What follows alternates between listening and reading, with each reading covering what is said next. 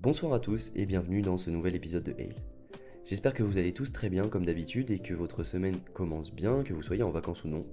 Pour ma part, je suis plutôt content de vous raconter l'histoire prévue pour aujourd'hui parce que elle est un peu différente des histoires qu'on a l'habitude d'entendre sur la chaîne. Différente dans le contexte car vous allez le voir, ça se passe dans la nature, mais d'une autre manière aussi, vous allez le comprendre, elle est différente. Mais avant de lancer ce 25e épisode, je voulais vraiment vous remercier pour votre soutien sur les 3 derniers épisodes. Parce que mine de rien, après la longue pause que j'ai fait, c'est hyper rassurant de voir que vous êtes toujours là. Et en plus de ça, on est un petit peu plus nombreux tous les jours. Alors à une échelle qui peut sembler ridicule, hein, clairement, parce qu'aujourd'hui on considère que 50 000 abonnés c'est même pas une grosse chaîne, mais en réalité on est plus de 500 sur la chaîne, ce qui est vraiment énorme pour moi. Je le disais avant de faire justement cette pause, mais me retrouver devant 500 personnes, je fais une crise, vraiment. C'est rien qu'à imaginer, c'est quand même assez dingue. Et d'ailleurs, j'aurais un goal, je pense, un life goal, qui serait de faire une conférence devant énormément de gens, juste pour le challenge que c'est, parce que ça doit être tellement flippant. Mais du coup, il y a une notion de dépassement de soi qui est sympa. Bon, là, ça n'a rien à voir, vraiment, je suis devant mon écran, mais quand même 500 personnes, me dire que je m'adresse à 500 personnes, c'est beaucoup. Bref, un immense merci et bienvenue à tous ceux qui découvrent la chaîne, parce que ça me fait extrêmement plaisir de vous accueillir ici.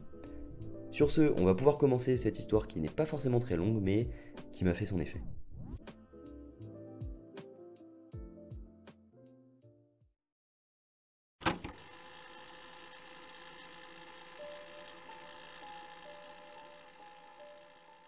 L'histoire que je vais vous raconter aujourd'hui, c'est celle de Théo.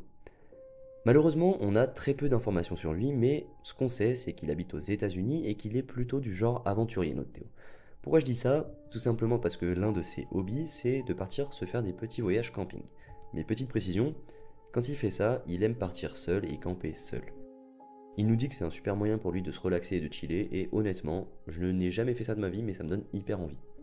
Pour vous situer le contexte, on est dans la période de Noël, donc il fait assez froid dehors, mais Théo n'a pas prévu grand chose pour Noël cette année, donc au lieu de rester chez lui, il se dit que ça peut être une bonne idée de partir camper comme il a l'habitude de le faire. Théo est hyper content de faire ce petit voyage parce qu'il se dit qu'en cette période, la plupart des gens sont en famille, chez eux, et que par conséquent le meilleur moment pour camper, c'est maintenant parce qu'il va sûrement y avoir très peu de monde. Et qui dit peu de monde dit forcément moins de pollution sonore, de pollution lumineuse, donc par exemple si on veut regarder les étoiles, c'est le top. Donc bref, des conditions parfaites pour se retrouver avec soi-même. Donc il choisit comme destination des montagnes pas trop loin de chez lui où se trouve une aire de camping, et il s'y rend le matin, plante sa tente et établit son campement. Pour le coup, lui il a totalement l'habitude du camping, donc là où nous ça nous prendrait 3 heures, lui il fait ça en 2 temps 3 mouvements, et dès que c'est fait, il part en randonnée dans le coin. Sa journée se passe à merveille et une fois qu'il est revenu de sa marche, il se rend compte qu'il ne s'est pas trompé parce qu'effectivement, il est seul au monde dans cette aire de camping. Les heures passent et vient la nuit et le moment de se coucher pour Théo qui décide d'aller au lit assez tôt puisqu'il a été bien fatigué par sa randonnée. Du coup, vers 8 heures du soir, il se met à ranger ses affaires et à nettoyer l'endroit, puis il rentre dans sa tente pour passer une bonne nuit de sommeil et ça part plutôt bien puisqu'il s'endort sur le coup. Théo nous précise que lors de ses voyages camping, il a quand même le sommeil très léger, parce qu'inconsciemment, il reste sur ses gardes au cas où un animal ou quelqu'un viendrait à représenter une menace pour lui. Il a aussi un réflexe qui est de dormir la tête du côté de l'entrée pour pouvoir sortir si jamais il y a une menace. C'est hyper intelligent, j'aurais pas pensé. La nuit passe et vers 3h15 du matin, Théo se réveille au son d'un bruit qu'il connaît très bien, celui de la fermeture éclair de la tente.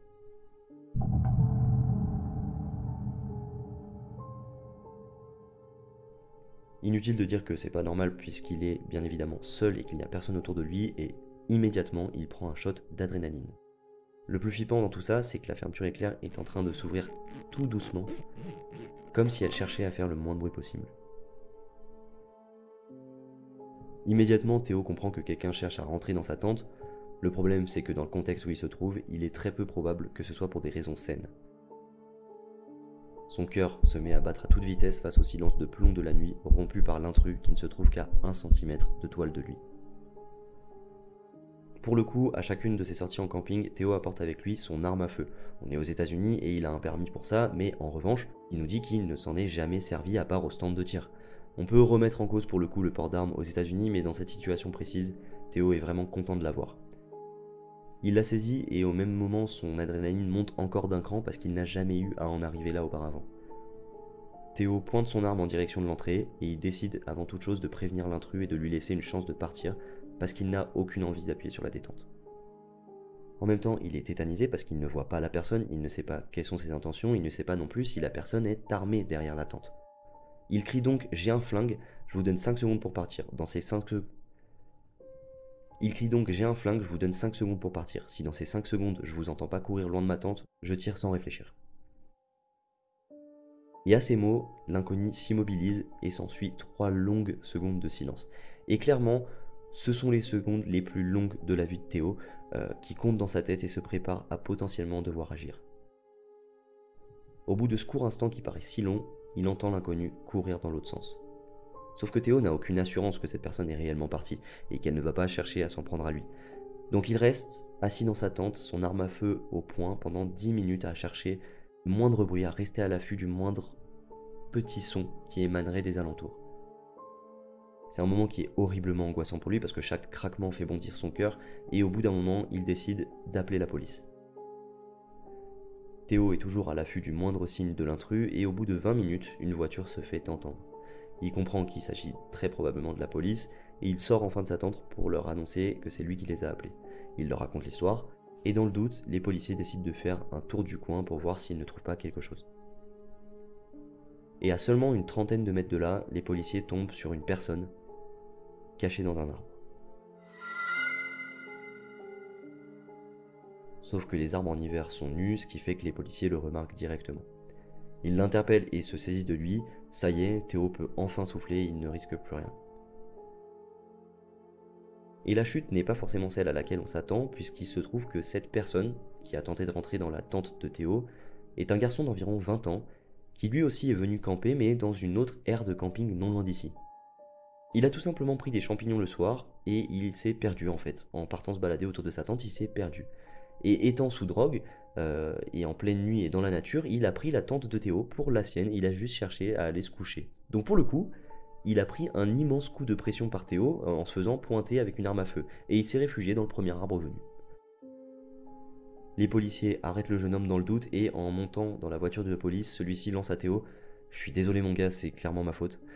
Et Théo finit son histoire en nous disant que les policiers lui ont demandé s'il voulait quand même porter plainte ou entamer des poursuites contre le garçon. Et Théo leur répond que non, vraiment pour le coup, il pense pas qu'il était dangereux et que c'était juste un gars défoncé. Typiquement, il a été fouillé, il n'avait pas d'arme sur lui, il était vraiment inoffensif. En revanche, tout ça lui a mis quand même un gros coup de pression, donc il décide de rentrer chez lui directement parce qu'il n'aurait jamais trouvé le sommeil dans sa tente cette nuit-là.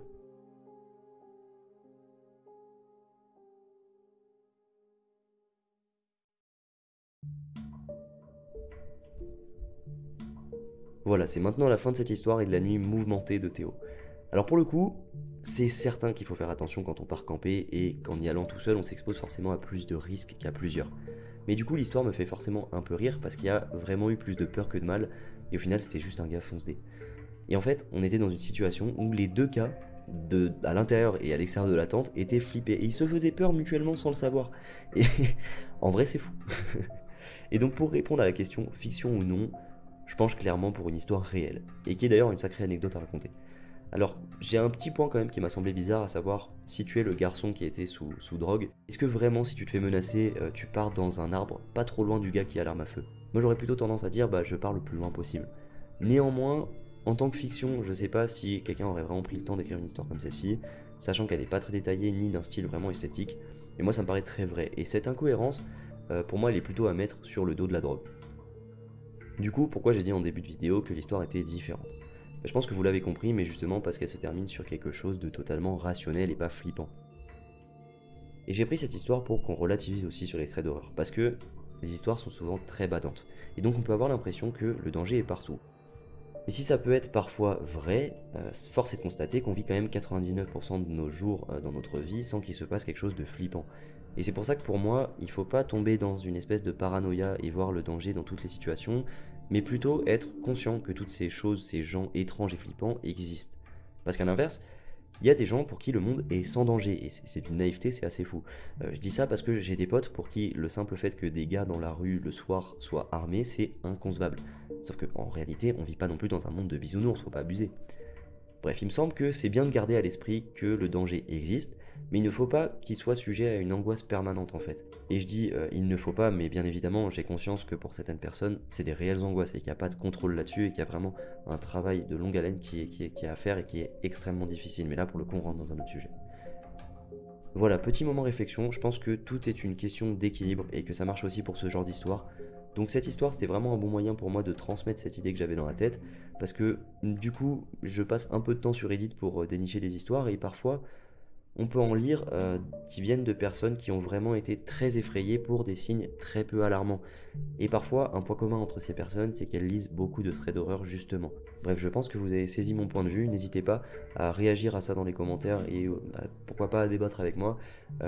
Et pour le coup, même si le monde est fucked up, essayons de rester serein.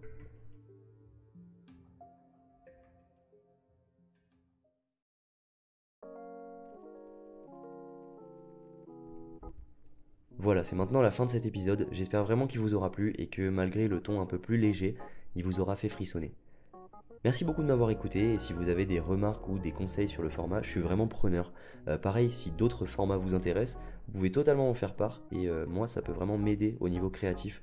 D'ailleurs, je réfléchis à pourquoi pas faire un format exceptionnel qui serait sous la forme plutôt documentaire, donc pourquoi pas d'une enquête, de certaines choses, pas forcément liées à l'horreur intrinsèquement, mais j'aime bien le format documentaire parce que j'aime bien le travail de recherche qui y est lié, je trouve ça hyper intéressant et ça permet vraiment de se plonger dans un sujet.